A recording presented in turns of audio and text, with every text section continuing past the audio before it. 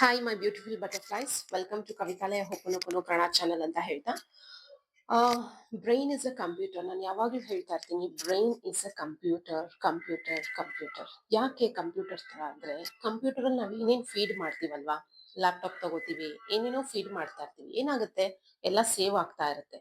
ಅದೇ ತರ ನಿಮ್ ಬ್ರೈನ್ ಅಲ್ಲಿ ನೀವು ಪಾಸಿಟಿವ್ ಥಿಂಗ್ಸ್ ನ ಫೀಡ್ ಮಾಡ್ಕೊಂಡು ಹೋಗಿ, you will see lot of difference in your life. Positive things ನ ಫೀಡ್ ಮಾಡ್ಕೊಂಡು ಹೋಗಿ, ನೆಗೆಟಿವ್ ಥಿಂಗ್ಸ್ ನ ಡಿಲೀಟ್ ಮಾಡ್ಕೊಂಡು ಹೋಗಿ, ಕ್ಲೀನ್ ಮಾಡ್ಕೊಂಡು ಹೋಗಿ, cleanse your inner child.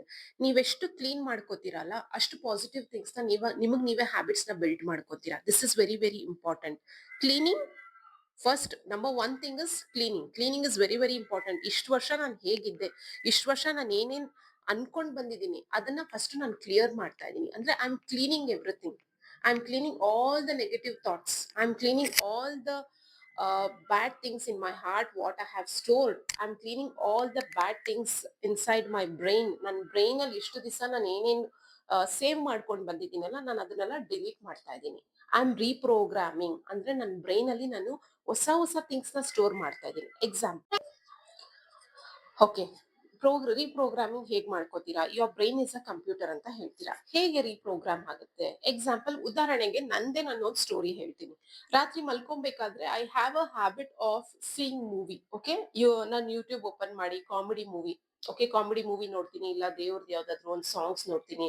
Okay, ಏನಾದ್ರೂ ಒಂದು ಮೂವಿ ನೋಡ್ಕೊಂಡು ಮಲ್ಕೊಳ್ಳೋದು ನನ್ನ ಹವ್ಯಾಸ ಆಗಿತ್ತು. ಲೈಕ್ ಲಾಂಗ್ ಬ್ಯಾಕ್ ಅಂತ ಹೇಳ್ಬೋದು, ಲೈಕ್ ಮೋರ್ ದೆನ್ 5 years ಆಗಿರ್ಬೋದು, 6 years ಆಗಿರ್ಬೋದು. ಸೊ ಏನಾಗ್ತಿತ್ತು, ನಾನು ಯಾವಾಗ ಸೀರಿಯಲ್, ಓಕೆ, ಸೀರಿಯಲ್ ಸ್ವಲ್ಪ ಸ್ಟಾರ್ ಪ್ಲಸ್ ಸೀರಿಯಲ್ಸ್ ಎಲ್ಲ ನೋಡೋ ಅಭ್ಯಾಸ ಇತ್ತು. ರಾತ್ರಿ ಮಲ್ಕೊಬೇಕಾದ್ರೆ ನಾನು ಯಾವಾಗ ಸೀರಿಯಲ್ಸ್ ನೋಡ್ಕೊಂಡು ಮಲ್ಕೊಂತಾ ಇದ್ದೆ, ಮೂವೀಸ್ ನೋಡ್ಕೊಂಡು ಮಲ್ಕೊಂತಾ ಇದ್ದೆ, ಬೆಳಗ್ಗೆ ಎದ್ದೊಳ್ತಾ ಇದ್ದೆ.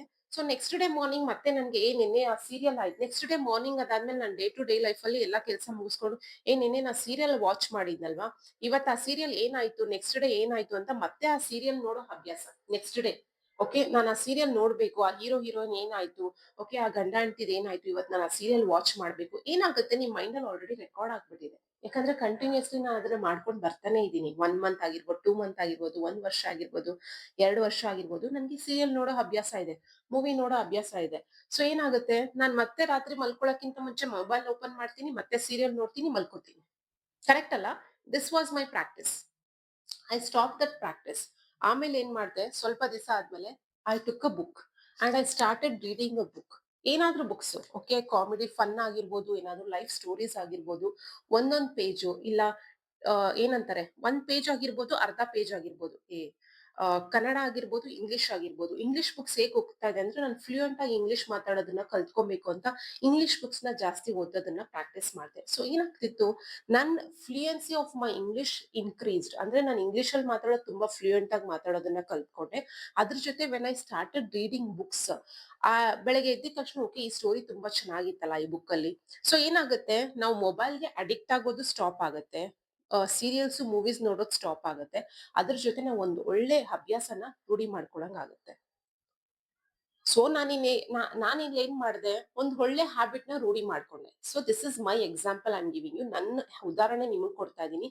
ನೀವು ಅಷ್ಟೇ ನಿಮ್ ಮೈಂಡ್ ಅಲ್ಲಿ ಒಳ್ಳೊಳ್ಳೆ ಥಿಂಗ್ಸ್ ನ ಫೀಡ್ ಮಾಡ್ಕೊಂಡು ಹೋಗಿ. ಸೊ ನೆಕ್ಸ್ಟ್ ಟಾಪಿಕ್ ಜೊತೆ ಇದೇ brain is a computer, next part two ಜೊತೆ ನಿಮ್ ಮುಂದೆ ಬರ್ತೀವಿ. ಏನೇನ ನಾವು ಚೇಂಜ್ ಮಾಡ್ಕೊಬೇಕು ನಮ್ ಲೈಫ್ ಅಲ್ಲಿ ಅಂತ. ಓಕೆ, ಅಲ್ಲಿವರೆಗೂ ವಿಡಿಯೋ ನೋಡಿ, ಲೈಕ್ ಮಾಡಿ, ಶೇರ್ ಮಾಡಿ, ಕಮೆಂಟ್ ಬಾಕ್ಸ್ ಅಲ್ಲಿ ಎಲ್ಲರೂ ಮೆಸೇಜ್ ಮಾಡಿ, ಥ್ಯಾಂಕ್ ಯು ಯೂನಿವರ್ಸ್, ಹೌದು ನೀವು ಹೇಳಿದ್ ನಿಜ ಅಂತ ಹೇಳ್ಬಿಟ್ಟು ಎಲ್ಲರೂ ಕಮೆಂಟ್ ಬಾಕ್ಸ್ ಅಲ್ಲಿ ಮೆಸೇಜ್ ಮಾಡಿ. ಬಾಯ್.